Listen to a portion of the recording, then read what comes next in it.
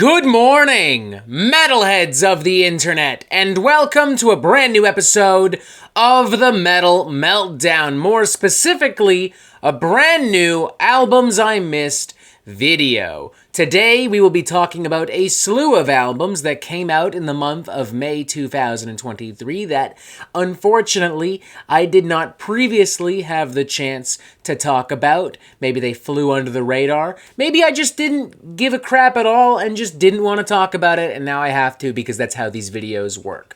Whatever. The point is, today, we're going to talk about a lot of new music that we did not already talk about. So, yeah. Let's get right into it. Hell yes, let's go. First up, we have Phantomime, a brand new EP and cover album from Swedish rock metal crew Ghost. From what I understand, this was originally going to be a full-blown cover album, not just an EP. Had it been a full-blown cover album, maybe we would have talked about it, but it's an EP, so yeah, there you go. It's a good EP though. In fact, a very good EP. Consistently fun, action-packed, glossy, well-made. I like that these songs are faithful to the original versions while, adding a little bit of that, ghost flair and sizzle and sparkle that we know and love by now.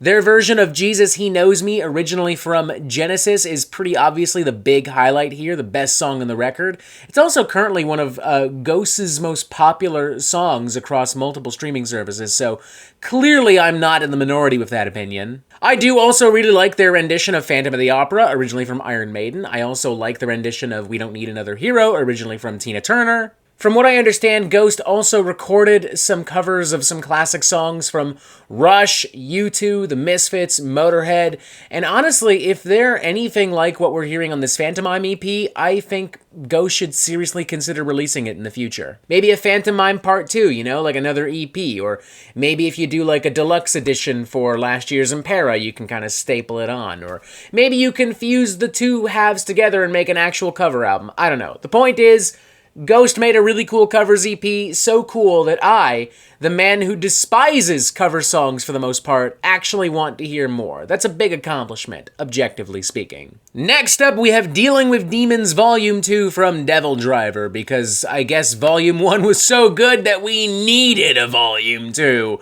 I needed to spend more time in the Dealing with Demons cinematic universe. There was just, so much room to grow and expand with that thing. Yeah, it's DevilDriver, doing what DevilDriver normally do. I honestly don't know what I'm even supposed to say beyond that. Very straightforward, very cookie-cutter, meat-headed, groove metal with little sprinkles of mellow def. Imagine, Soulfly, but, dumbed way the fuck down. Or, I don't know, if Five Finger Death Punch got, kind of interested in death metal. That's kind of the vibe that I get from DevilDriver, kind of. Dealing with Demons, more like dealing with D-mid. Ha-ha! Yeah. Okay, moving on. Next up, we have Congregation of Annihilation from Metal Church. There's been a whole lot of shit happening behind the scenes with this band. I don't really want to get into it. I'm just going to say that this album, not great. The guitar tone is super thin and super weak. The songs themselves, very, straightforward, generic, 80s heavy speed thrash metal. The new singer, Mark Lupus, I think his name is, he's really overdoing it here. He's doing for Metal Church what fucking Tim Owens did for Judas Priest in the 90s. He's just really, really, really, really over-fucking doing it. Belting all the fucking time. He doesn't know how to stay in one fucking range. There's just no restraint or nuance whatsoever, and it makes these songs feel really excessive and bombastic, even when, structurally speaking, they aren't. Honestly, Metal Church just sound done on this thing.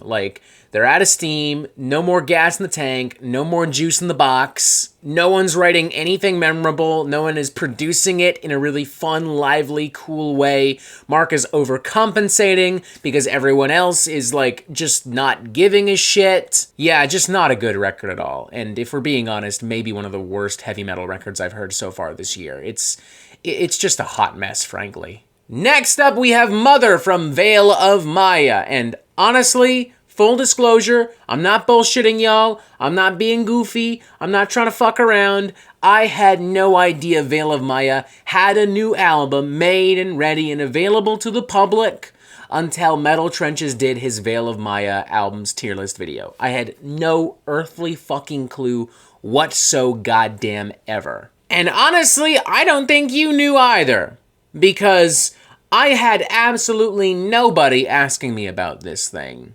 Like, I had plenty of people messaging me about the Ghost EP and DevilDriver and Metal Church and even a few other albums we're about to talk about in this video. But nobody, not in any comment, DM, email, whatever the fuck, asked me about Veil of Maya. Told me I should check it out. That's crazy. That just feels weird. I mean, it's possible y'all just also did not really give a shit, come to think of it. That's also possible. Either way, the whole situation just feels a little weird. Mother, on the other hand, does not feel weird. It's more of the same from what I've come to expect from Veil of Maya. You know, it's got those djenty riffs, those angular beats, aggressive vocals. It's kind of jarring and schizophrenic and all over the place, but like it's also like very structured and very predictable at the same time. Very meat and potatoes, like progressive metalcore djent, whatever the fuck you want to call it. Is it terrible? No, not really. Like, it's well performed and decently well put together. Just a totally inessential record. So, yeah, it's easy to see why nobody cared or why nobody told me about this thing, because there's no reason to care. There's no reason to tell anybody about this thing. It's a Veil of Maya album. Veil of Maya did what they normally do. So, yeah. Moving on! Next up, we have All Heads Are Gonna Roll, brand new studio album from Swedish death metal underdogs Vomitory. This is their first full-length studio album in about 12 years, and it's fun! It's gruesome, it's bloody, it's gory. It's pretty much everything you want from like a really basic but a really fun Swedish death metal record. In your face, abrasive, lots of blast beats and like gnarly chainsaw guitars and you know, it's gruesome, it's violent, very short, very straight to the point, a lot of barking vocals, it's not pretentious, it doesn't waste its time with like, you know, any genre-bending nonsense. It's a Swedish death metal album through and through. Will it blow your mind or change your fucking life? No. Is it even on the same level as like some old school death metal worship we've seen as of late from like Undeath and Ripped to Shreds? No, also no. But, you know, it's fun. It does the job. It's more than satisfactory. I wouldn't pay for it in a Michelin star restaurant. But, you know, at the local diner, like the local mom and pop diner, I'd be more than satisfied if this came to my table. I'd feel pretty good. Next up, we have Nostalgia from Enforcer, brand new studio album from Swedish retro old school heavy metal crew Enforcer, and they could not have picked a better name because I cannot think of another record in recent memory that so heavily and unapologetically relishes in 1980s metal and rock nostalgia. The riffs, the synthesizers, the vocal lines, a lot of the movements and the tropes of like 1980s hard rock and heavy metal and pop metal, it is all throughout this motherfucking thing. Everything from like really early Metallica and Megadeth to like Def Leppard and Ozzy Osbourne, like it's even got a full-blown power ballad in the form of its title track. Like a lot of big, catchy, punchy, glossy hooks, some tight riffage, over-the-top guitar solos, synthesizers. It knows what it is, it knows what it wants to do, and it does so without compromise, no fat, no duds, no filler. If you're a person who is, well, nostalgic for the 1980s rock and metal sound, no doubt in my mind, you're going to enjoy the ever-living hell out of Nostalgia. Next up, we have Hail the Abyss, brand new studio album from German black metal crew Thulcandra, which I'm now literally learning is the brainchild of one Stefan Hummerer of Obscura fame. Huh. Neat. Cool. Let's address the elephant in the room. This is perhaps some of the most blatant dissection worship I think I've ever seen in a black metal band. I'm fine with it For the record, I'm not objecting, especially because Dissection aren't around anymore, but if that is something that would bother you, now you know to stay away. A lot of great atmosphere here, a lot of cool, epic songs. Yes, it is by default somewhat derivative of Dissection, but Dissection was a great fucking band, and as such, something that even, like, matches half of what they did is also pretty fucking good. And Hail the Abyss is no exception whatsoever. If you want some epic, atmospheric, black metal magic and madness, you can't go wrong with this whatsoever. Next up, we have Woven into Ashes, the third studio album from Vintersea. Kind of a melodic death, melodic black metal, progressive metal, fusion band. There's a whole bunch of stuff going on here. They balance all of it, like, really, really, really well, though. Lots of cool churning grooves and pounding beats and really technical music. Some really aggressive, muscular vocal work as well. I like some of the more heavenly and angelic cleans as well, with some of the more fantastical guitar noodling. It kind of feels like a little bit of Arch Enemy, with a little bit of Gojira, with a little bit of Fallujah. I like the production and the way the record is mixed and mastered. It can feel very straight to the point and blunt, while also feeling like kind of epic and larger than life at the same time. Just a really cool record from a really cool band. I'm not really sure I'd heard much of Vintersea beforehand. That's probably going to have to change, though. I want to check out more of what these guys do, and I'm going to have to pay more attention to what they do in the future, because I like it. And I think you will, too. I think you should check it out. Please and thank you. Next up, we have Porous Resonance Abyss from Krallice, one of underground black metal's busiest bands at this point. I mean, they dropped 2 studio albums last year. They've already dropped the compilation this year. Now we got another full-blown studio album. Colin Marston just doesn't know how to slow the fuck down.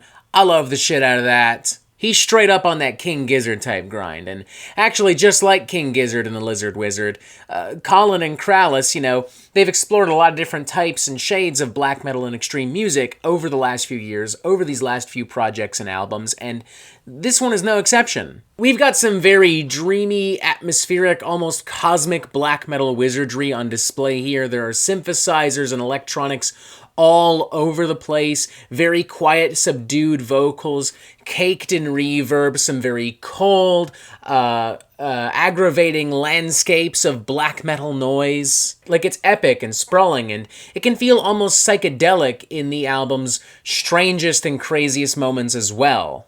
Yeah, surprise, surprise, yet another Krallice album that I really, really, really thoroughly fucking enjoyed.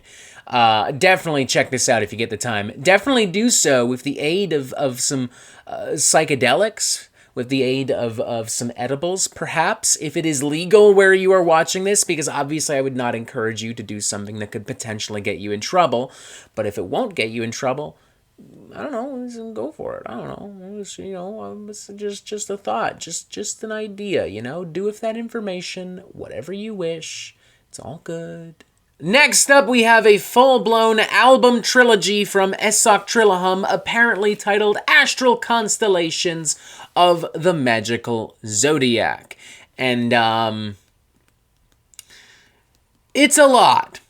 It's a lot. Yet another band that is on that King Gizzard type grind, you know? Like, Esoctrilihum constantly pumping out high-quality music, constantly doing all kinds of weird, crazy stuff. I do feel like with this particular project, they might have overshot things a bit. They might have overdone things this time around, you know? My steak is a little, you know, it's a little too cooked. Arguably a little burnt, you know? And they've covered it in, like, all these expensive garnishes and all these fancy sauces and truffles, and it's just too much. That's really just the best way to describe this thing. It's too fucking much. There are 3 fucking albums here, which, you know, are all, you know, according to Esoctrilihum, they don't work if you separate them. If you're going to listen to them, you have to listen to them all together. And that is like, that's an experience that is like 2 hours and 10 minutes fucking long. Like, you can literally watch a movie in that fucking time. You can literally go to the movie theater, buy a popcorn and a soda, sit down and watch a movie in that fucking time. And the music is so abstract and so weird, and yes, it's interesting, but at a certain point, I'm also kind of like, holy shit, what's the fucking point of this? And also, did it really need to be over 2 hours? Did it need to be as long as an MCU blockbuster? I respect the talent, I respect the craft, I respect the grind, but respectfully, you've lost me here, Asex Trillium. This is just way too much for my tiny, dumb, alcoholic Canadian brain to swallow and digest. Next up, we have VIII Selenotrope, brand new studio album from Botanist, who I've never really paid a ton of attention to. That might have to change because I'm really enjoying this thing. I like the very lush, evocative, yet also very intimate, almost minimalistic presentation and production. I love the use of keyboards and strings and all these other instruments, and I love that it can still feel like really dark and heavy. It's like experimental post-black metal, but like recorded in a mystical, magical forest, you know? Like it just has this really cool, unique vibe and feel to it. The songs continuously blossom and bloom and glisten, much like actual fucking flowers, you know? Like, it just has a very pretty vibe and aura to it. And the contrast between, you know, the keyboards and strings and synthesizers and all these other elements, you know, the more uplifting melodies, and the distorted guitars and the blast beats and all that. Like, it's really interesting and really cool. It almost kind of gives it like a transcendental black metal vibe in the vein of like Liturgy, although much less pretentious. I really like what I'm hearing here. Hell, there's a lot I really love about this thing, and I would really recommend this to somebody who's looking for something just really different from black metal. Next up, we have the Grotesque debut studio album from Die Humane, featuring Sala Brusado of Typo Negative and Life of Agony fame, and Rick Hunolt of Exodus fame. This is the brainchild of two gentlemen by the name of Joshua Vargas and Greg Heligius, who wrote this album to deal and to process with the stress and the mental anguish and the isolation of the COVID-19 pandemic in 2020. And it's very heavy on mood and atmosphere, and it combines elements from jazz, the blues, doom metal, industrial, avant-garde metal into this.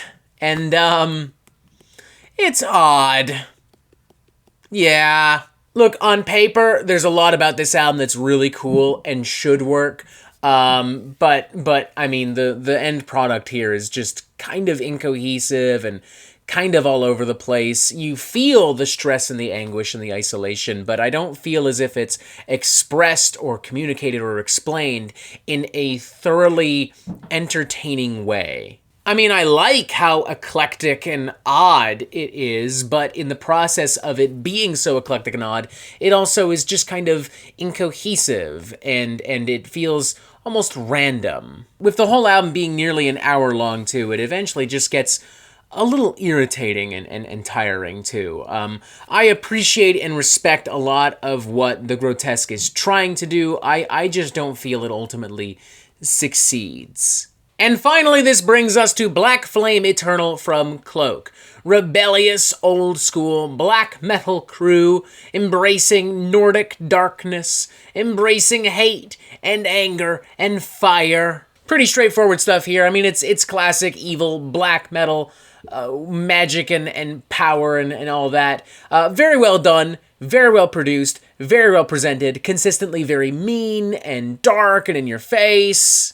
Very heavy on like smoky, hellish atmosphere, a lot of really cool riffs, a lot of aggression, a lot of brutality. Definitely has a little bit of a black and roll heavy metal underbelly to it, which I appreciate as well. Like there are some really cool melodies present in the record, some cool riffs and dynamics, but it still embodies like a timeless kind of black metal extremity and darkness, the kind I would associate maybe with a band like VIII, very early Behemoth, the aforementioned Dissection comes to mind as well. Just good, straightforward, straight to the point, black metal, evil, and mayhem. And after listening to a bunch of like more experimental and avant-garde and progressive stuff, I'm pretty good with this. Like this was honestly kind of what I needed after all of that, you know? It makes for a nice palate cleanser. And voila! Those are all of the albums that I feel I missed in the month of May 2023. Now it is up to you to tell me about even more albums that I missed, because, I mean, there's no way I can cover it all. There's just no fucking way. But I can still check it out,